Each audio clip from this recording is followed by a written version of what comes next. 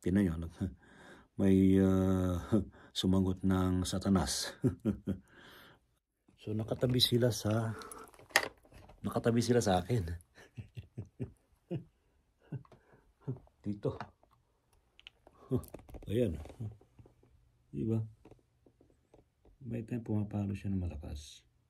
Ayan. Lakas ng palo. Pula na. See? So nandyan sila. Pero na-try lang po natin tong Spirit Talker. Isa to sa mga mobile app na ginagamit sa US ng mga ghost hunter, ng mga eksperto sa paranormal investigation. Oh, we are at peace. Sorry ho, nagambala ko kayo. Gabi ng Misteryo. Oy, mga kamisteryo. Ngayong gabi ito ay testing lang natin ibang mga nakuha natin mga equipment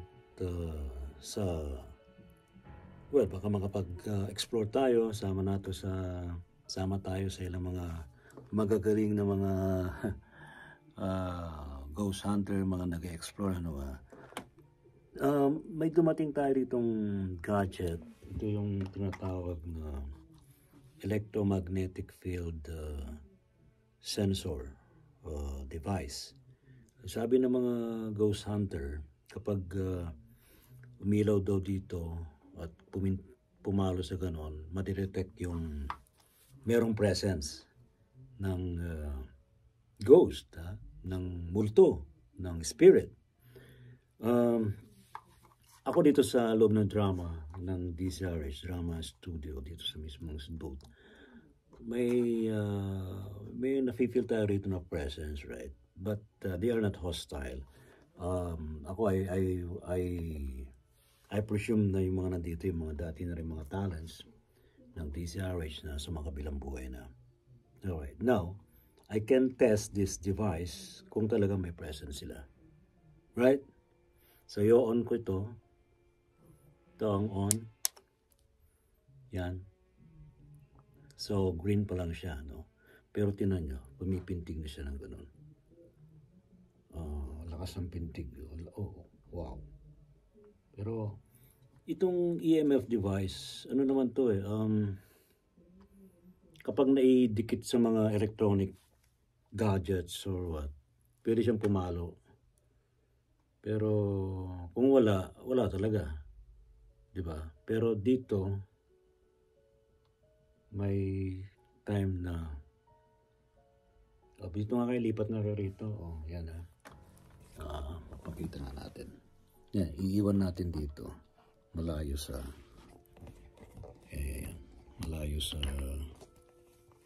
malakas yung pinting, malakas diba? Ayun, ang lakas palo nang hanggang pula wow.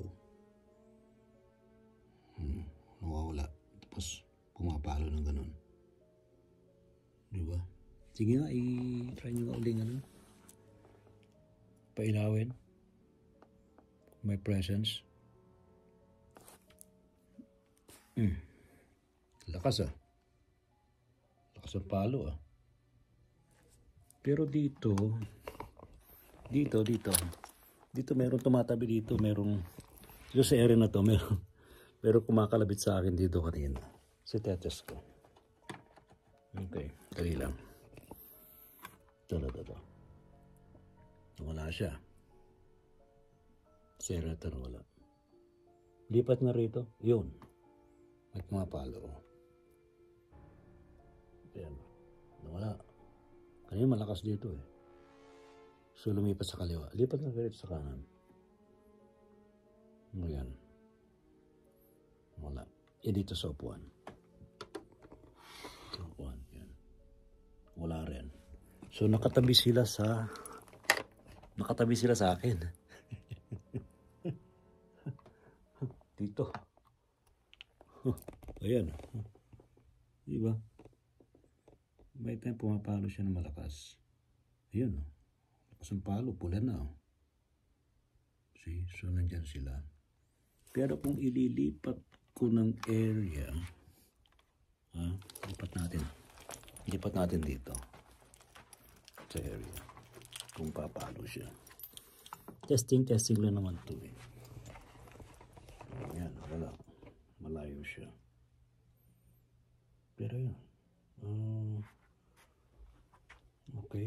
natin. Yan, wala. No, wala, di ba? Wala. Wala yung palo.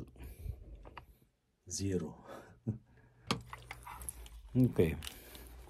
So ito yan. Isa sa mga device na ginagamit sa ghost exploration. Pero pag ilalapit mo siya, pero bakit ka nang? Pag ilalapit mo sa telepono, wala naman eh. Di ba? Hindi siya mapalo. Yan, ito. Ito, may palo siyang ganyan. Pero pag ilalapit mo siya rito, meron siyang consistent na pitik pag nakalapit sa electronic device. Pag nilayo, nawawala. So dito, yun pala kaya niya palang i-detect So meaning, sa mga open spaces, pag walang pitik, talagang, pag may pitik sa open spaces, talagang merong sasagap na EMF. Kasi ito, testing na lang to. Diba? Ayan, lakas ng pitik ko. Pag itinaas, nawawala. Ngayon, pag pinabayaan mo siya sa isang lugar at may pumitik siya, ayun, pumitik. So may sasagap siya. Alright. Okay, so isa yan sa mga device na ginagamit ng mga paranormal investigator, ng mga ghost hunter, itong electromagnetic field sensor na to. It's a device.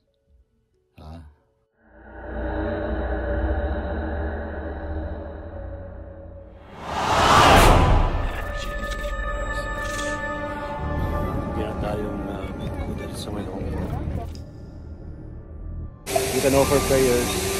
Wala namang mawawala nila. Flowers. They also burn incense. Diplomat Hotel. La North Cemetery.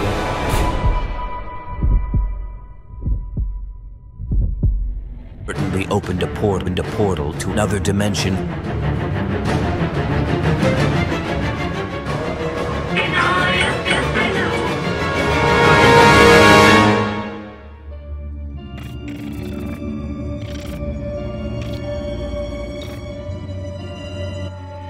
Isa pa sa mga ghost exploration, sa mga nag-explore ng mga haunted places, gumagamit sila ng iba't ibang mga mobile app to communicate with the dead, with the spirits, with the ghosts.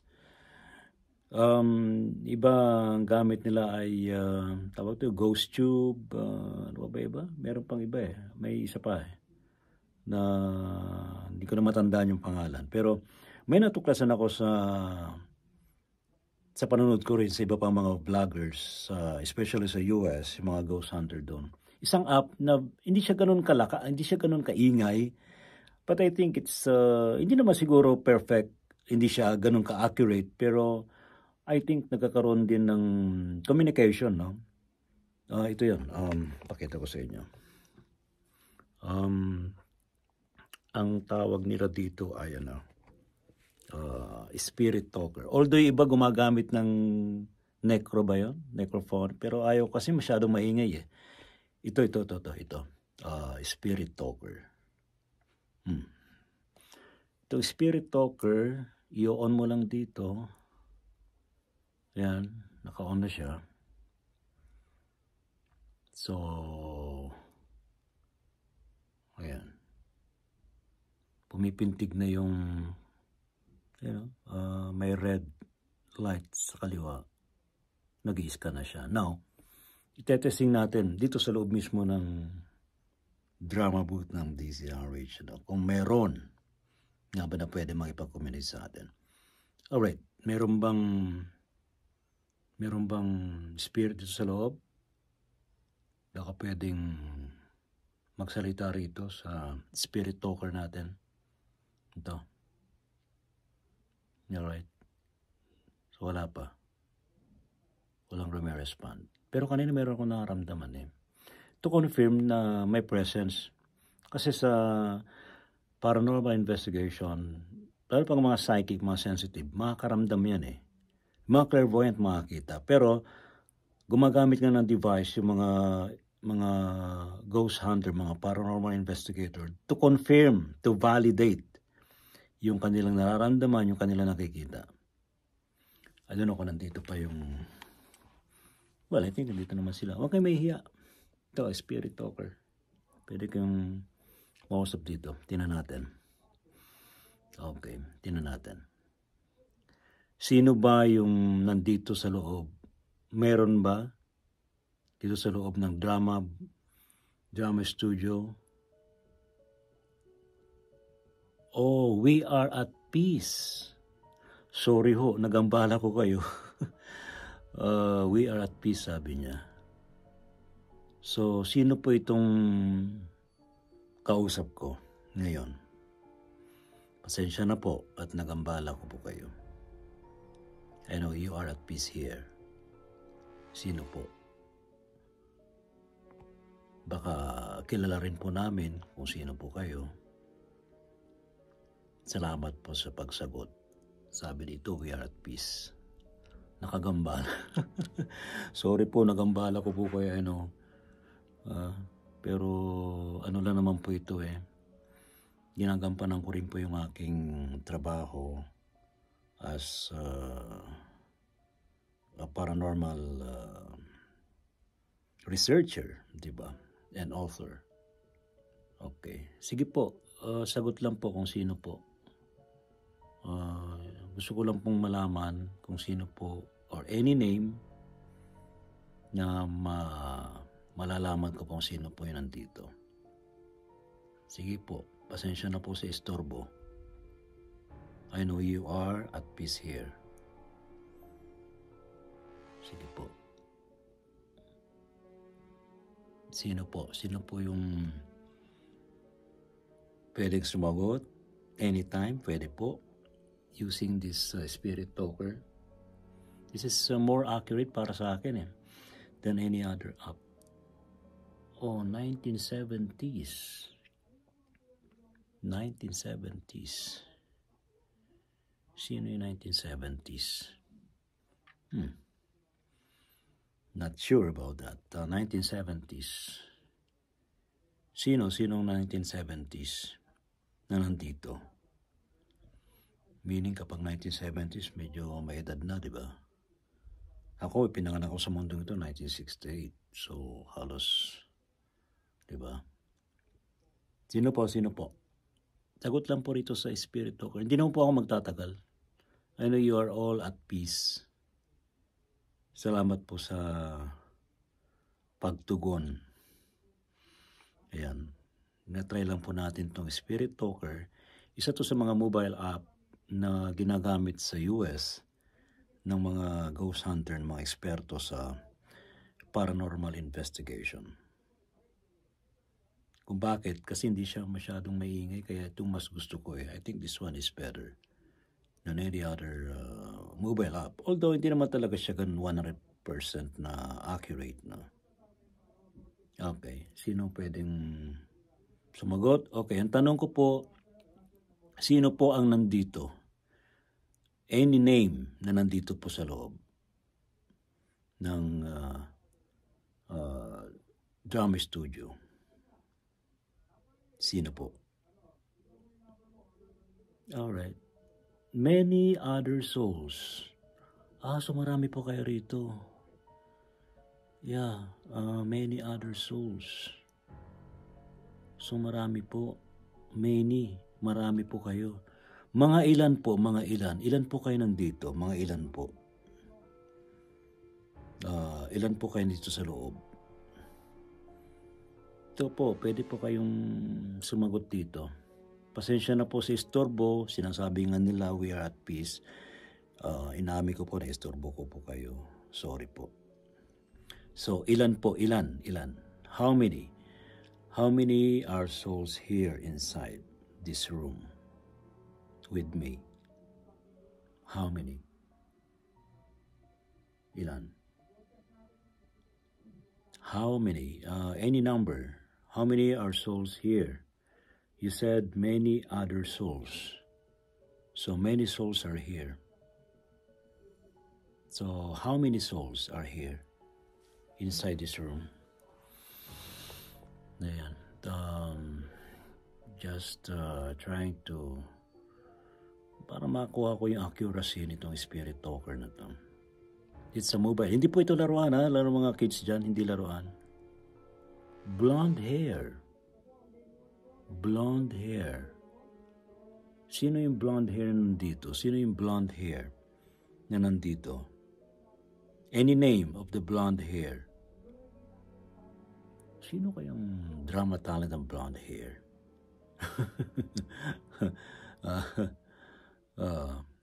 Ayan. Any name. Who is that blonde hair na sumagot dito? Sabi niyo maraming souls dito, many other souls. And sorry ho, muli humingi po ako ng dispensa, pasensya at naistorbo ko po kayo. May kumakalabit sa akin dito kanina, sino po siya? Any name. Salamat po at tumutugon po kayo. I think they also need some, ang mga ghost po, sa totoo lang, they use energies around para yun na magamit nila to communicate with the living. So, hindi ganun kadali. Hindi naman talaga ganun kadali to communicate, to manifest in the physical yung kanilang communication. Kayong pong mga nagpupunta sa mga haunted places, nawawala ng ilaw yung flashlight, nagdi-drain yung battery ng camera nila. Kasi because pa, Uy, may sumagot. Hazel! Wow. That's the name. Isa sa mga nandito ay Hazel ang pangalan. Who are you, Hazel?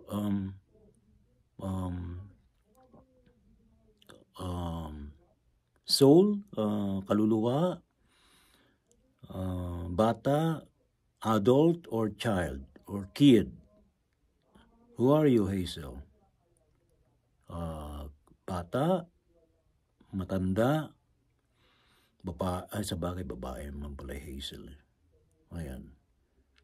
So, ito po yung ginagamit sa ibang bansa. To spirit talker. I think this is, hindi ko naman nire-recommend. Nasa sa inyo na yan kung ano yung gamit nyo. Iba gumagamit ng ghost tube eh. Meron pa sa ibang mga ginagamit. Although sabi nila, hindi naman talaga accurate yung mga ganito mga app. Pero, ano naman to, ginamitan naman to ng utak ng tao. Kaya, di ba? May sumagot. Watch out. Witchcraft. Witchcraft. Oh, witchcraft.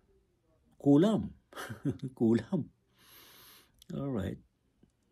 Sige. Salamat sa warning. So, merong witch na nandito? Ganun ba yun? Ha? Alright. Okay.